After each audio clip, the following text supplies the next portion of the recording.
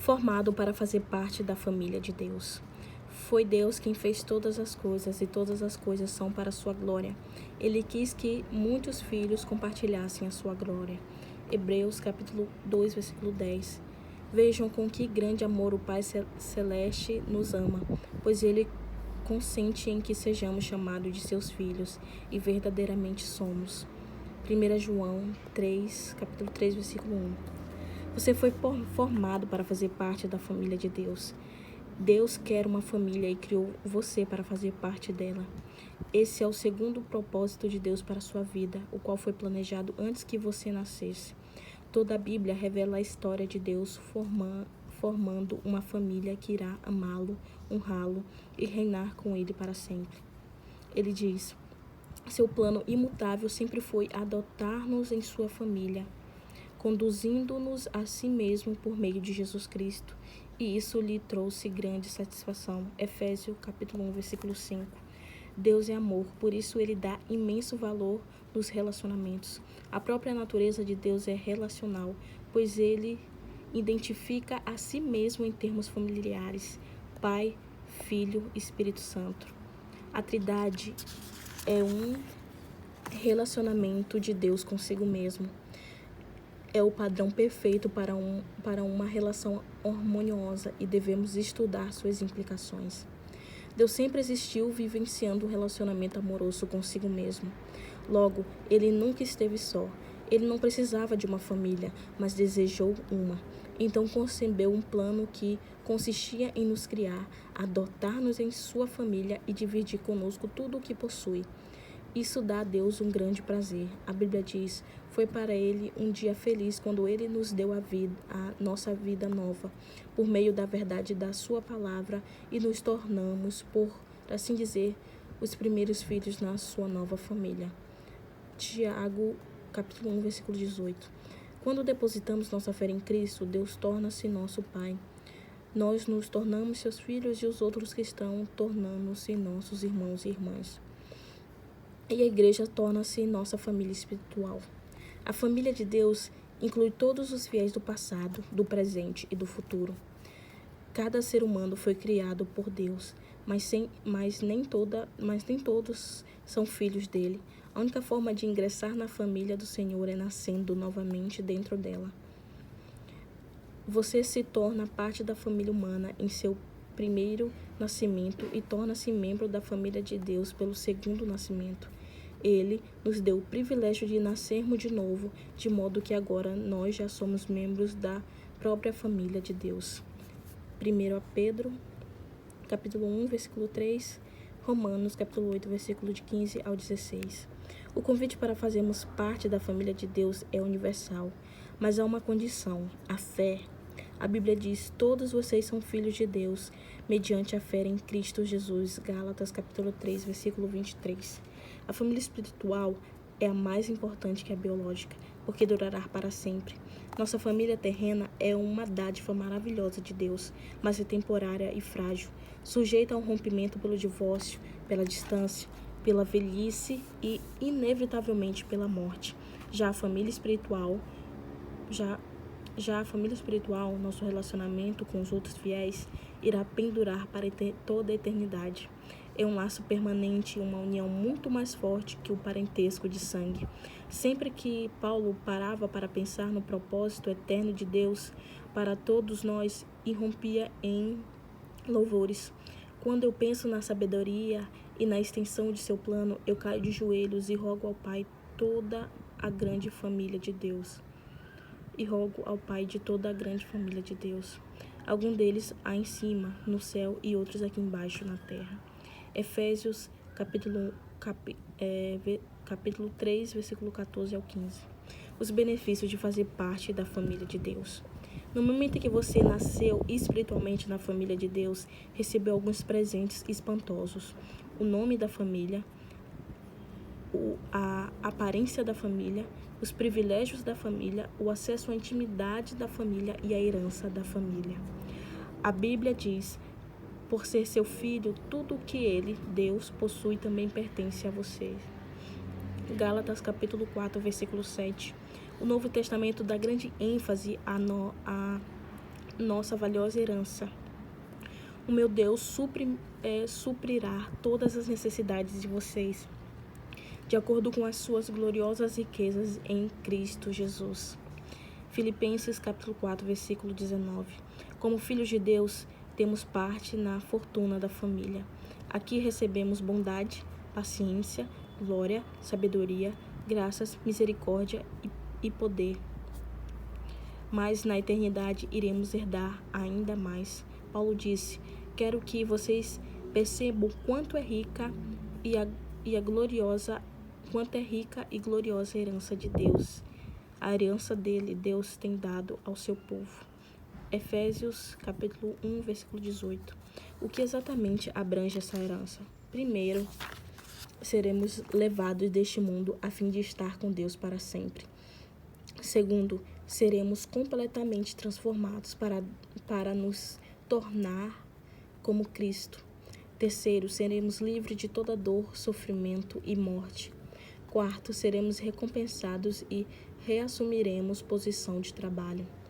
Quinto, participaremos da glória de Cristo. Que herança! Você é muito mais rico do que imagina. A Bíblia diz: Deus reservou uma herança inestimável para seus filhos. Ela está guardada no céu para vocês, pura e incorrompível, isenta de oscilação e da decadência. 1 Pedro capítulo 1, versículo 4.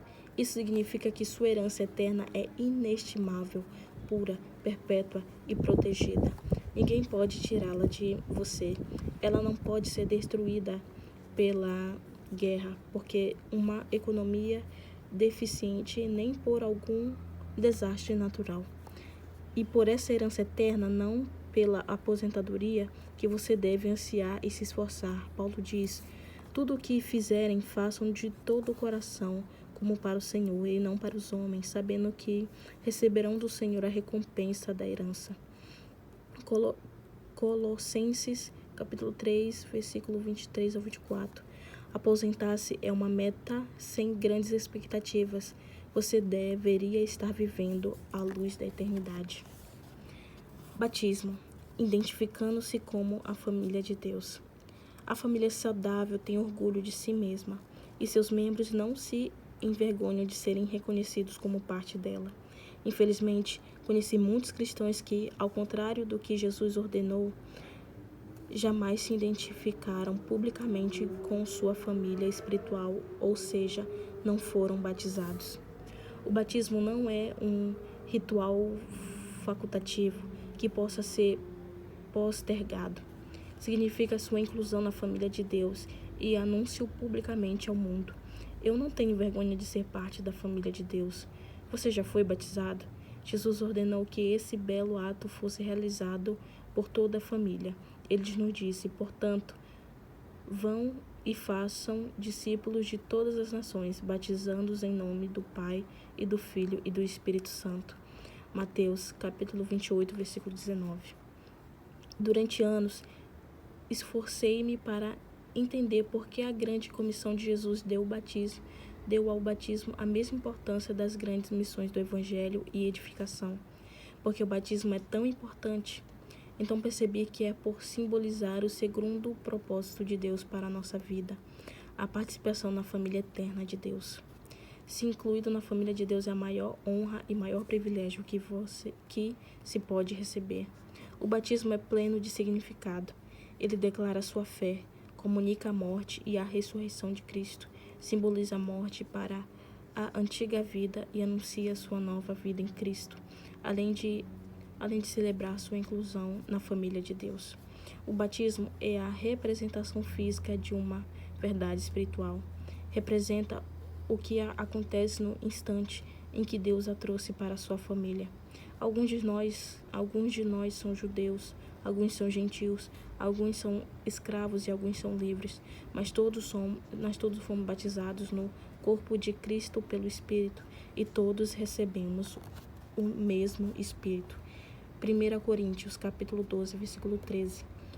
O batismo não o torna membro da família de Deus, Somente a fé em Cristo faz isso. O batismo demonstra que você faz parte da família de Deus, assim como a aliança de casamento é um lembrete visual de que um compromisso íntimo firmado no coração. É um ato de iniciação, não algo que você deva protelar até estar espiritualmente maduro. A única condição bíblica é crer. Atos, capítulo 2, versículo 41, capítulo 8, versículo 12 ao 38. No Novo Testamento, as pessoas eram batizadas assim que criam. No Pentecoste, 3.000 pessoas foram batizadas no mesmo dia em que aceitaram Jesus Cristo. Em outro momento, um líder etíope foi batizado no mesmo instante em que se converteu. Paulo e Silas batizaram um carcereiro filipenses e a sua família à meia-noite. Não há nenhum caso de batismo adiado no Novo Testamento. Se você ainda não foi batizado como expressão de sua fé em Cristo, faça isso o mais rápido possível, como Jesus ordenou. O maior privilégio da vida. A Bíblia diz: Jesus e as pessoas que ele santificou pertencem todos à mesma família. Por isso, ele não se envergonha de chamá-los irmãos e irmãs. Hebreus, capítulo 2, versículo 11. Deixe esse verdadeiro maravilhoso entrar no seu coração. Você faz parte da família de Deus e pelo fato de Jesus tê-lo feito santo, Deus tem orgulho de vocês. As palavras de Jesus são inequívocas e, estendendo a mão para os discípulos, disse Jesus: aqui estão minha mãe e meus irmãos, pois quem faz a vontade de meu Pai, quem está no céu, este é meu irmão, minha mãe e minha irmã e minha mãe. Mateus capítulo 12, versículo 49 ao 50. Ser inclinado na família de Deus é a maior honra e o maior privilégio que se pode receber. Não há nada que se compare. Sempre que você se sentir insignificante, desprezado ou inseguro, lembre-se daquele a quem você pertence. Pensando sobre meu propósito de vida, tema para refletir. Fui formado para pertencer à família de Deus. Versículo para memorizar. Seu plano imutável sempre foi adotar-nos em sua família, conduzindo-nos a si mesmo por meio de Cristo, por meio de Jesus Cristo. Efésios, capítulo 1, versículo 15. Pergunta para meditar. Como começar a tratar os outros cristãos como membro de minha família?